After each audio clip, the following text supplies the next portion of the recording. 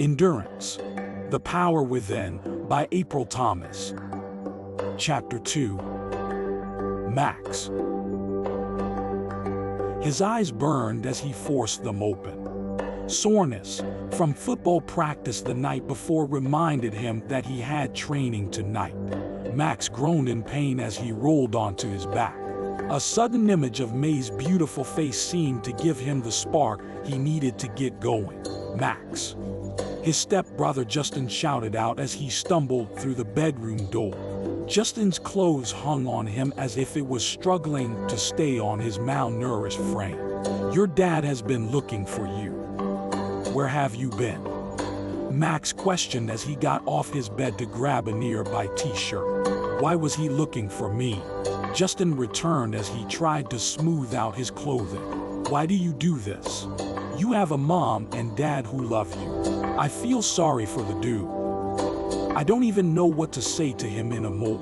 Not everyone has it like you, Max.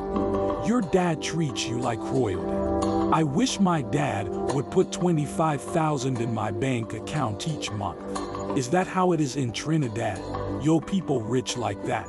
Justin spoke in a condescending tone. Max chuckled. "People have it hard everywhere. My father's family had nothing. They raised livestock and ate what grew out of the ground. Stop thinking that you have it hard. Besides, every penny you get goes to drugs. You would kill yourself if your father handed you that much money. Speaking about money, let me borrow a 50. Justin changed the subject. Max sighed and took a good look at his stepbrother. He smelled like he had been sleeping in the trash for 3 days. Justin couldn't make eye contact with him, and his toes peeped through the top of his sneakers. Max could barely recognize the happy-go-lucky blonde-haired, blue-eyed kid he grew up with. "I can't. You will not kill yourself on my dime. I'm sorry." Justin verbally attacked Max, calling him various hateful names as he walked out of his room. Justin could be heard arguing with his father until his father caved and shoved money into his hands a few minutes later. Instantly, as if a switch was flipped, there was silence once again. Max listened as his stepbrother left the house.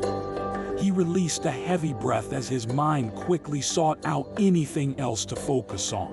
May Gordon was the perfect distraction. He walked into his bathroom and started the shower. His large 6'2" muscular frame moved in and out of the bathroom as he picked out his clothes for school.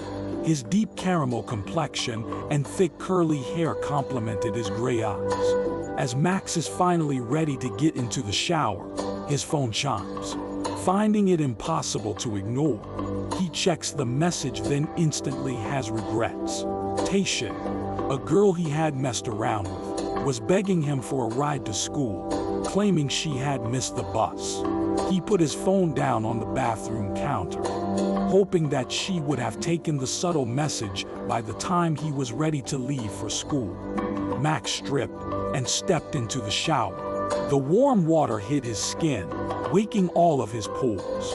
He allowed the water to pour over his head, hoping it would drown out the sound of his cell phone constant ringing and chiming. Max could only assume it was Taisha.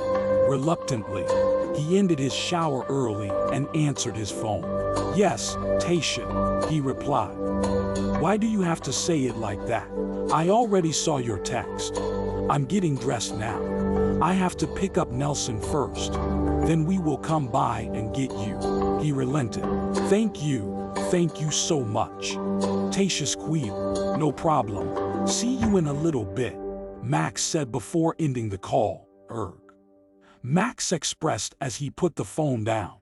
It rang again. "What?" Max answered. "Well, good morning to you too." His uncle Tamarius returned.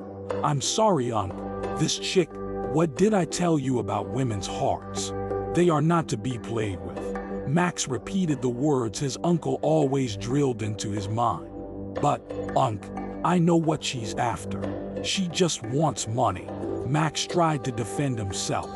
"And you realized this before or after you had sex with her?" His uncle was no fool. I thought she could distract me from the girl I like. May. Yes, but I don't know. I just lost interest in her. Instead of settling, why not pursue the one you want? And please date, no sex. Get to know her first. May doesn't notice me, it's like I'm invisible to her. Max replied, I like her. What's that supposed to mean? Means you need to let go of your pride and humble yourself. Despite what this world wants you to believe, a real woman is a gift. And if you have to chase her, then chase her. I gotta go. I just wanted to check on you before school. See you tonight. Sure, see you later. Max ended the call, but his uncle's words still lingered. It didn't take long to pick up his best friend, Nelson, and Taisha, keeping his uncle's words on his mind. He carefully considered how he had handled Taisha so far. He observed her body language. She moved as if they were a couple, and Max had to accept he had led her on. Max parked his new vehicle in the student parking lot. As he was trained by the men in his family, he walked around to the passenger's side and opened the door for Taisha. Nelson had already exited the vehicle and shouted over his shoulder to Max that he would see him later. Max nodded, but his main focus was to talk to Taisha. Hey, I'm sorry if I was short with you this morning, but there is something that we need to talk about. Max began. Sure, what is it? Taisha asked as she put her long dark braids up into a ponytail. Taisha, you are a beautiful girl, and I know that you deserve better. I told you I didn't want anything serious with you, so I think that it is best if we just remain friends. Friends? Taisha snapped back. It is not fair to either one of us, Max insisted. I can't fool. The school bell blares, cutting off her words, but Max understood clearly. Taisha added a few more curse words at Max and stormed off towards the school's main entrance. Max watched as Taisha disappeared into the crowd before taking another step. He glanced over at the school bus drop-off site and felt lucky to see May exiting the bus.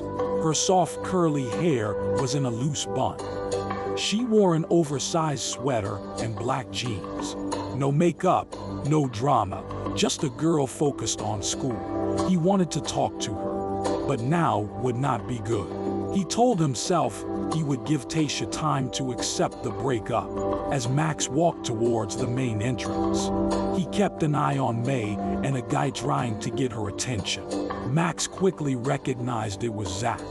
A smirk grew on Max's face.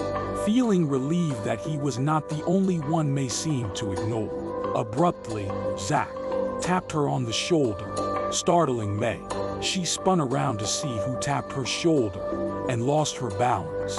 Although Max was a reasonable distance away, he began to run towards her as if he could reach in time to catch her. Jealousy shot through his heart as he watched Zach wrap his left arm around May, preventing her from falling. May's left hand pressed against Zach's chest as Zach made sure May was safely back on her feet. Max grumbled to himself as he walked past them, pretending not to notice.